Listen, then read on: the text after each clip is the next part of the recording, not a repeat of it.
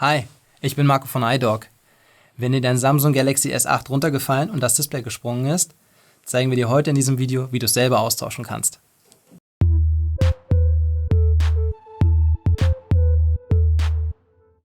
Die Reparatur ist etwas schwieriger, da das Backcover stark verklebt ist und du benötigst ca. 60 Minuten. Für die Reparatur empfehlen wir folgendes Werkzeug: mehrere Hartplastikplektren, einen Philips Schraubendreher, einen Saugnapf, einen Stahlspatel, eine ESD-Pinzette und einen Plastikspatscher.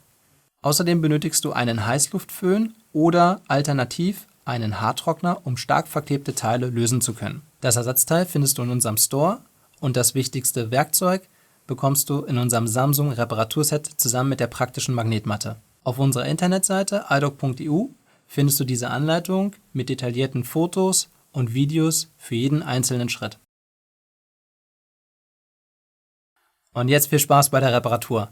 Zu Beginn der Reparatur schaltest du das Gerät erstmal aus. Hierfür hältst du den Power-Button gedrückt, so lange, bis das Symbol für Ausschalten auf dem Display erscheint. Jetzt kannst du es ausschalten. Entferne jetzt den SIM-Kartenhalter. Hierfür benutzt du am besten ein SIM-Tool. Dann kannst du den SIM-Kartenhalter herausziehen. Damit du das Backcover lösen kannst, nimm dir am besten einen Heißluftföhn zur Hand. Dieser sorgt dafür, dass sich der Kleber leicht erwärmt, löst und du das Backcover besser entfernen kannst. Mit einem flachen, stumpfen Werkzeug gehst du in den Spalt. Wenn nötig, nimmst du hierfür auch einen Saugnapf, um das Backcover leicht anzuheben. Es empfiehlt sich, mehrere Plektren zu verwenden, die nach und nach in den Spalt geführt werden und den Klebstoff zu lösen. Sei da bitte besonders vorsichtig bei. Das Backcover kann dabei sehr leicht brechen. Du solltest beim Backcover mehrmals ansetzen und zwischendurch immer wieder erwärmen, falls nötig. Wir empfehlen hierbei, eine halbe Stunde einzuplanen.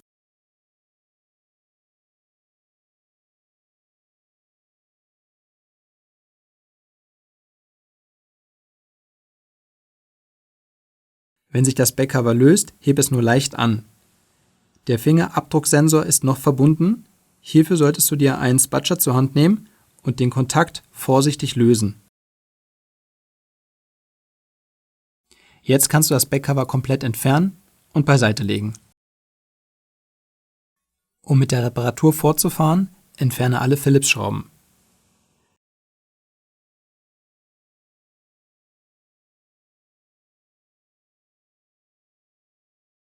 Sollten sich einzelne Schrauben nicht sofort lösen, kannst du dir auch eine Pinzette zur Hilfe nehmen. Die NFC-Antenne zum kontaktlosen Laden ist leicht verklebt. Nimm dir hierfür den Heißluftföhn zur Hand und erwärme es leicht. Jetzt kannst du es mit einem Werkzeug leicht anheben.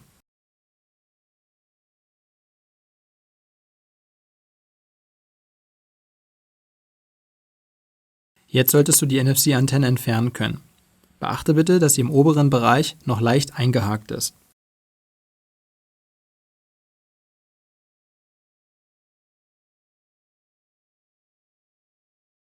Auch die Plastikabdeckung kann nun entfernt werden. Jetzt liegt der Kontakt zum Akku frei. Um zu vermeiden, dass es bei der Reparatur zu einem Kurzschluss kommt, solltest du den Akkuanschluss trennen. Als nächsten Schritt kannst du den Lautsprecher entfernen. Hebe den Lautsprecher mit der Pinzette leicht an und nehme ihn dann heraus. Jetzt kannst du den Akku entfernen. Wir empfehlen, mit einem flachen Werkzeug wie dem iSesamo rundherum um den Akku zu gehen und dabei vorsichtig zu hebeln. Du solltest allerdings nicht in den Akku stechen und keine Bauteile beschädigen. Sollte sich der Akku bei dir nicht entfernen lassen, kannst du dir einen Heißluftföhn zur Hand nehmen und den Klebstoff dadurch leicht erwärmen. Jetzt lässt sich der Akku anheben und du kannst ihn aus dem Gerät entfernen.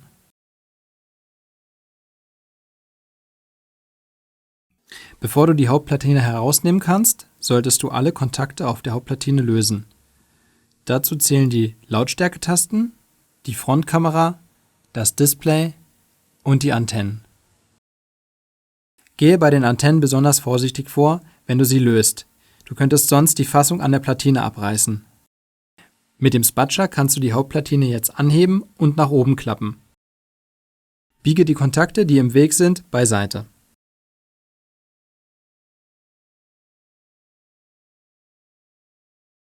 Auf der Unterseite des Logic Boards befindet sich noch ein Kontakt. Diesen kannst du vorsichtig mit einem Spatscher lösen. Jetzt kannst du die Hauptplatine zur Seite legen. Mit dem Stahlspatel kannst du die Hörmuschel lösen.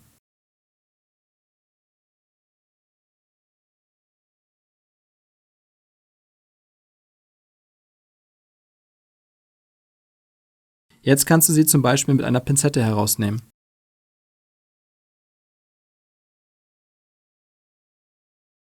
Als nächstes biegst du den Frontkamerakontakt ein wenig beiseite.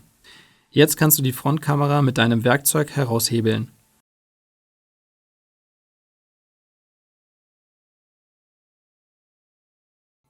Beim nächsten Schritt entfernst du den Vibrationsmotor. Dieser ist leicht verklebt.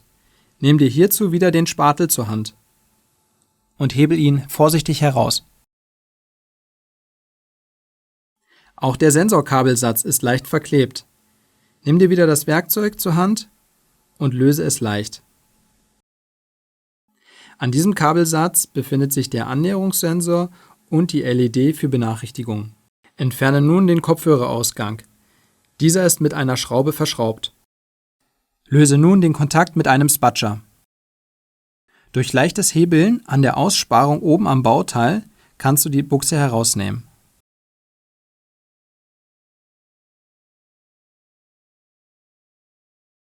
Das untere Board mit der USB-Ladebuchse ist verschraubt. Löse bitte alle Schrauben. Entferne jetzt die Antennen aus der Führung. Ziehe sie hierbei vorsichtig nach oben.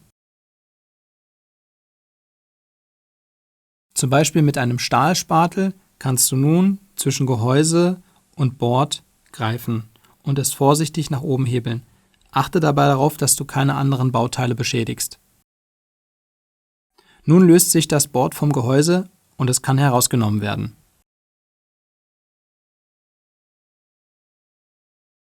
Nimm dir das neue Display zur Hand und vergleiche es mit dem alten. Gegebenenfalls solltest du Dichtungen oder Abdeckungen übernehmen. Entferne die Folien der Klebeflächen, damit du später zum Beispiel die Frontkamera oder die Sensoren aufkleben kannst. Nun kannst du auch wieder die untere Platine einsetzen. Platziere die untere Platine im Gehäuse und drücke sie so lange an, bis sie sitzt.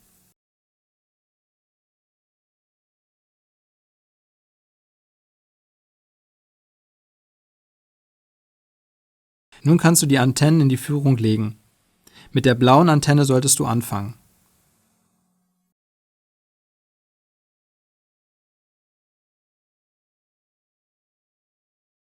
Jetzt kannst du das Board verschrauben.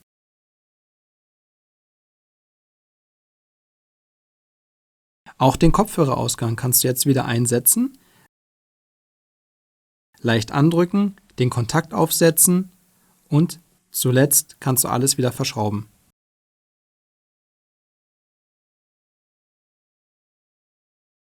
Nun kannst du die Sensoren in die Führung einsetzen und andrücken.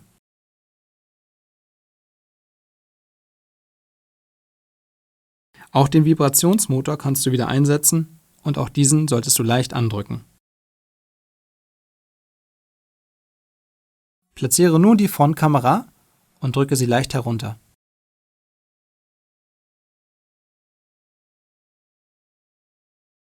Lege die Hörmuschel in die vorgesehene Öffnung und drücke sie leicht fest. Nimm dir die Hauptplatine zur Hand und verbinde den Kontakt mit dem Board. Nun kannst du die Hauptplatine langsam umklappen und in das Gerät einsetzen. Dabei solltest du aufpassen, dass du keine Kabel einklemmst. Biege hierzu alle Antennen und Kontakte zur Seite. Du kannst nun alle Kontakte wieder anbringen. Die Antennen kannst du mit der Pinzette positionieren und dann verbinden.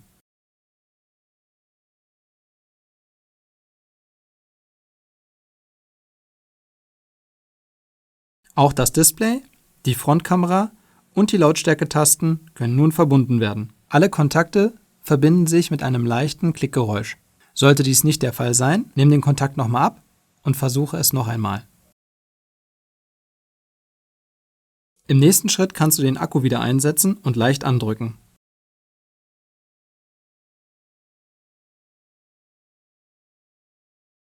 Auch der Lautsprecher wird jetzt wieder eingesetzt. Unten kurz einhaken und dann runterdrücken. Jetzt kannst du den Akku wieder anschließen. Nachdem du die Kunststoffabdeckung eingesetzt hast, kannst du dir die Antenne zum kontaktlosen Laden nehmen, ansetzen, oben einhaken und nach unten drücken.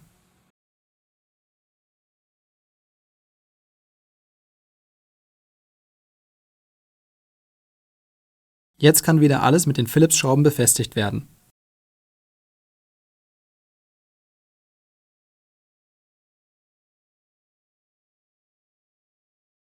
Bevor du das Backcover auf das Gehäuse setzt, überprüfe den Kleber. Dieser sollte gleichmäßig auf dem Backcover sitzen. Du kannst auch überschüssige Klebebahnen entfernen.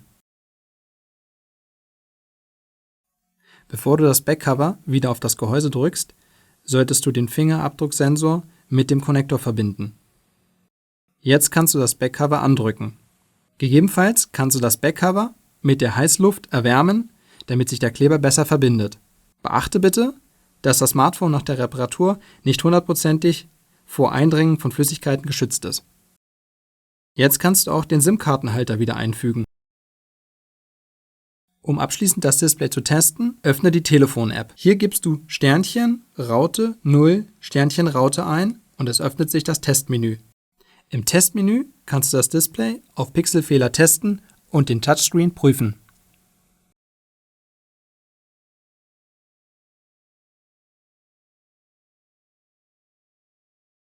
Die Reparatur ist jetzt abgeschlossen und ich hoffe, es hat euch richtig Spaß gemacht. Fragen, Anregungen und Hinweise könnt ihr gerne in die YouTube-Kommentarbox schreiben. Wir helfen euch da gerne weiter. Wenn euch das Video gefallen hat, dann abonniert uns und lasst uns einen Daumen nach oben da. Bis zum nächsten Mal.